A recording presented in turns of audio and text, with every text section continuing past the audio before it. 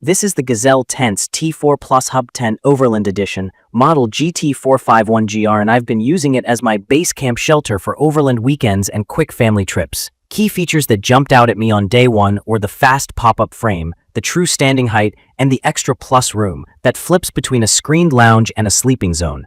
On paper, it's a 4 to 8 person tent, 78 inches tall, with a 94 by 165 inch footprint and about 110 square feet inside.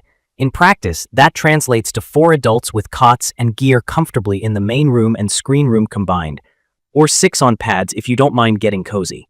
8 only works when everyone's on slim pads and you dedicate the screen room to sleeping. From my experience, the setup claim is legit for the main body.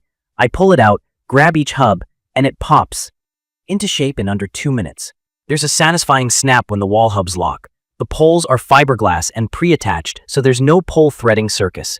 The only thing that slows me down is the rainfly. Because the tent stands 78 inches tall with fairly vertical walls, I need a door sill or a cooler to get the fly draped over the top. Once that's on, staking out the corners and guy lines takes me to roughly the 8 to 10 minute mark total. For anyone short on time or arriving at camp in the rain, that first 90 seconds to get a roof over your head feels great. The materials have held up better than I expected. The shell is a 210D Oxford weave polyester with a 2000 millimeter waterproof rating and UV 50+ treatment. Translation for newcomers: 210D is a thicker, tougher fabric than the thin stuff you find on budget tents, and 2000 millimeter HH means it handles most rain without wetting out. The floor is beefier at 300D and rated to 5000 millimeters, so kneeling on wet ground doesn't push water through. I also like that the floor unzips and peels out. I run the included 300D footprint under it, and after muddy trips I can yank the floor, hose it off, and reattach it when it's dry. The flip side is the Velcro. If I rush the reattachment and leave gaps, bugs find those gaps. Lining up that seal carefully is the trick. On the hardware front, the upgraded all-terrain stakes are solid. I've driven them into hard-packed clay in the desert without bending them. The zippers are burly and feel like YKKs, smooth enough, but with that sturdy, locked-in vibe you want on big doors under tension. The guy lines are reflective, which saves me ankle mishaps at night. The bag is oversized and water-resistant with a covered zipper and taped seams, which makes packing simpler. Still, I learned the hard way that tossing the bag on a roof rack in rain can let water work through the zipper if the orientation is wrong.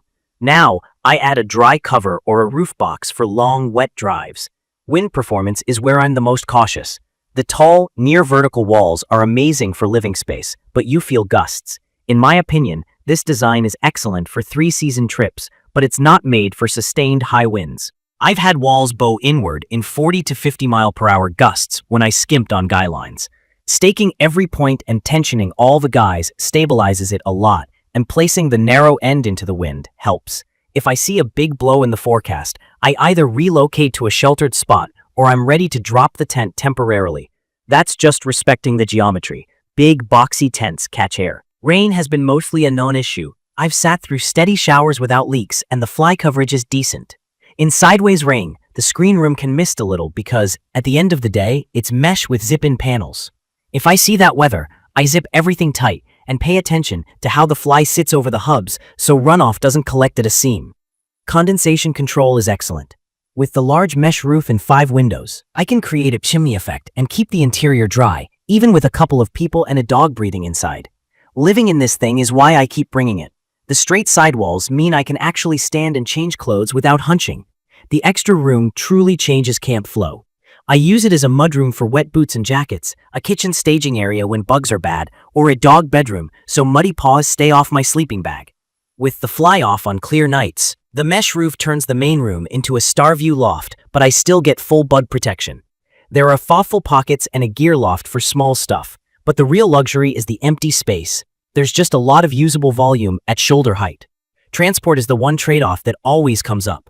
The packed length is about 63 inches, and the tent weighs around 60 pounds. That means it's built for vehicle camping, not backpacking. It also means it may not fit sideways across the back of an SUV. I lay it longitudinally with the seats down or strap it to the rack. It's a big, long bag, and you feel the weight when you hoist it. The bag loads from the side like a bucket, which is fine with 2 hands, but a little awkward solo because the fabric traps air. I squeeze the collapsed tent to burp the air out, then it slides in. From my experience, the Overland Edition upgrades are worth it. The included footprint saves the floor from gritty sites, the stakes are a real upgrade, and the heavier shell fabric stands up to brush and rough handling. I'd recommend this for folks who value speed, room, and a ground-level setup over climbing into a roof tent. It's perfect for families, pet owners, and anyone running a base camp who still wants the freedom to drive away without tearing down the bedroom.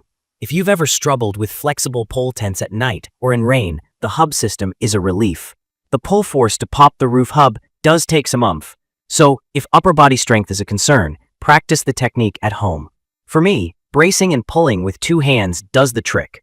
One more note on sizing. The 4 to 8 person badge is optimistic if you're hauling cots, bins, and a big cooler. With real gear, 4 people feel right. And a 5th or 6th works fine if you use the screen room smartly. As a 2-person setup with a dog, it feels like a portable cabin. I can leave chairs set up inside, run a small folding table, and still move around without stepping on anything. In my opinion, this tent is about choosing comfort and speed over absolute storm performance. It's not a mountaineering shelter, but it doesn't claim to be. Treat it as a sturdy, quick-deploy base camp, and it shines. I've had 0 fabric failures. The zippers are still clean after gritty desert trips, and the floor has shrugged off cot legs and dog claws. The only parts I baby are the hub ends and pole tips. I never force the frame if something's snagged. If a corner stake is too tight and the wall won't pop, I loosen the line instead of muscling it. That habit keeps everything happy. In conclusion, the Gazelle Tent's T4 Plus Hub Tent Overland Edition nails what I need most on the road: fast shelter, real headroom, and flexible space. The long bag and wind sensitivity are the price of that roomy, upright interior, and I accept that. If your trips look like forest roads, desert washes, or lakeside weekends, and you want a tent that feels like a small room rather than a crawl space, this fits the bill. From my experience, it's the ground tent I reach for when I want comfort without fuss. You can view detailed information about the Gazelle Tent's T4 Plus Hub Tent Overland Edition in the comments section. Thank you for watching.